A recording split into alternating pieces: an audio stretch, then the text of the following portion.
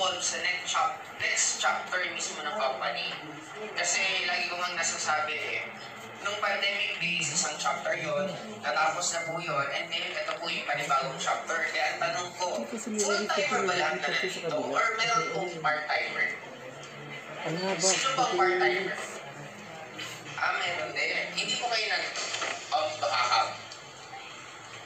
Hindi. Ano lang po ginagawa niyo? Pasa mo na lang yung Tapos babalikin po ulit kayo ng, okay. Hindi siguro, ikwento ko na lang po, kasi magkakaroon po ng awarding, kakaroon ng mga event. Kwento ko na lang siguro ano yung buhay ko, paano po ako nagsimula, tapos ano yung buhay na nag-aantay din po sa inyo pagdating ng oras. And mamaya po magkakaroon po ako ng konting Q&A, siguro mag-entertain po ako ng mga 2-3 tanong. If you have any question na gusto niyo pong itanong sa akin, then just raise your hand, then pwede po kayo magtanong. My name is Joseph Lim. I started my networking career sa Bicol. Wala din po akong idea sa networking. Negative po ako sa networking. Ayaw ko ng networking kasi alam ko sa networking pyramiding scam, ang kumikita lang nasa taas at hindi po nagtatagal ang networking. Hanggang ako yung tipong taong gusto kong yumaman, sinubukan ko at ginagawa ko po lahat ng pwede akong kumita ng pera. Nagawa ko pong, nung bata ako, nagagawa ko mag-Johnny Bote. Pero hindi naman po kami mahirap na wala nang makain.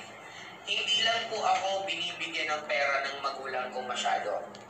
Binibigyan ako ng baon, pinag-aaral nila ako, pero yung mga ibang luho sa buhay, katulad pambili ng candy, pambili ng soft drinks, panglaro ng computer, hindi ko ako binibigyan ng father ko. Ultimo pang bili ng sapatos, ang binibili lang sa akin yung shoes na ginagamit sa school. Kaya sabi ko, gusto ko magsumikap that time. Kaya naranasan ko maghanap ng iba't ibang way para kumita ako ng pera. Naranasan ko po mag-burn ng CD. Alam niyo po ba yung CD? Yes! Baka sa mga generation na to, hindi niyo na po. Cassette tape, alam niyo pa? Yes! Okay. Kasi napakasimple. Now, nung panahon nag-burn ako ng CD, kumikita ako ng habang nag-aaral ako. Nung nag-aaral ako ng computer engineer, ang course ko kasi gusto kong maging hacker. Okay? Hindi ko lang po nalaman na hindi naman pala tinutulo ang pag-hack sa school. Okay? Ngayon, nung pag-graduate ako ng kolehiyo, ang gusto ko, dumami lalo ang jeep namin. Kasi namamasada po ko that time ng jeep paggabi. Tapos gusto ko, inspired ako sa jeep kasi ang jeep po namin, ang kapital po ng isang jeep sa amin, umaabot po siya ng almost 500,000 naman. 500,000 isang jeep. Ang kikitain mo sa jeep po that time, almost 400 pesos per day. Or estimate, halos kikita ka ng mga sabihin na natin, parang mga 15,000 a month. Noong unang panahon, way back mga 1996, 97, 98, malaking amount po to, both. Kaya sabi ko kay Papa, gusto ko rin dumami ang jeep kasi yun ang alam ko negosyo.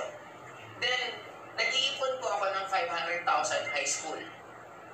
Nakaipon po ako nung high school po ako ng almost 100,000 pesos. Isang 100,000 high school. Wala akong ibang iniisip lagi paano gumawa ng pera. Nakita ko yung kapitbahay ko, nagpapalaro ng PlayStation. Naniningil 20 pesos per hour. Negosyante, gusto rin magkaroon ng PlayStation. Nag-ipon ako, bumili ako ng PlayStation. Nagpalaro din ako sa bahay. Kinumpetensya ko yung kapitbahay namin. Ako, 15 pesos per hour.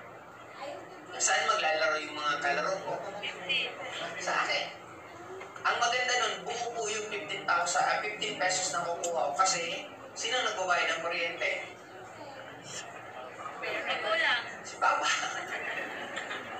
Wala akong binabayaran mo. Alam niyo ba na naipon ko, dumating sa point na yung, isipin niyo kung gano'ng kanegosyante, yung PlayStation dumating sa point na nabayaran ako after 1 year.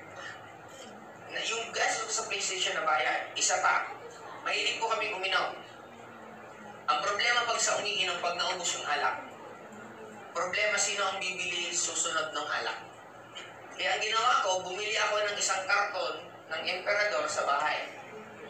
Binibili ko wholesale. Pag naubusan, bibili yung mga kainuman ko ng retail. Kasi ang logic ko, o di mo kayong bumili, lalabas tayo. Sino bibili? Naisip niyo, ganun ako lagi mag-isip. Walang lugi. Everybody happy. Bakit? Hindi ba bibili sa akin yung naumiinom sa bahay? Hindi ikaw bumili sa labas. Pareho naman ang presyo. Hindi ko naman pinaasan yung sa taas ay sa labas. Pareho lang.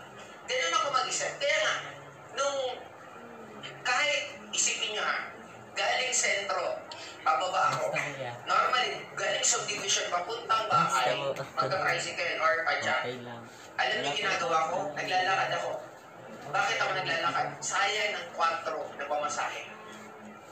Ultimo yung driver namin naaawa sa akin minsan kasi nga, isa pa, sumasakay ako ng jeep galing school pa uwing bahay. Kaninong jeep? Jeep namin, inaantay ko. Bakit? Para wala akong libre yung sakay ko ng jeep. Pagbaba ko, maglalakad ako pa uwi. Libre pamasahe ko, nakakauwi ako ng bahay.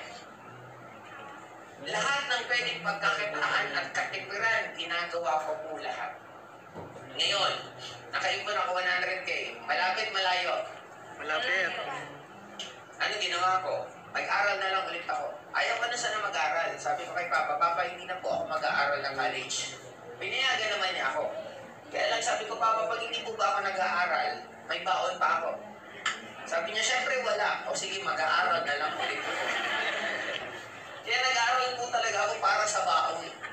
Nakagraduate ako dahil matalino yung kaklase ko. Nagkaroon po kami ng reunion 2 weeks ago. Kwentuhan kami. Kulitan. Yung mga paano ng kopya, paano na gano'n, gano'n. Ngayon, habang nag-iipon ako ng pera, gumagawa ako. Dami ko, nakikipustahan ako sa computer games. Mga games, nakikipustahan ako niyan. StarCraft, Counter-Strike, billiards. Doon ako kumuha ng pandate ko. Pag wala na ako pandate, makikibilyar ako,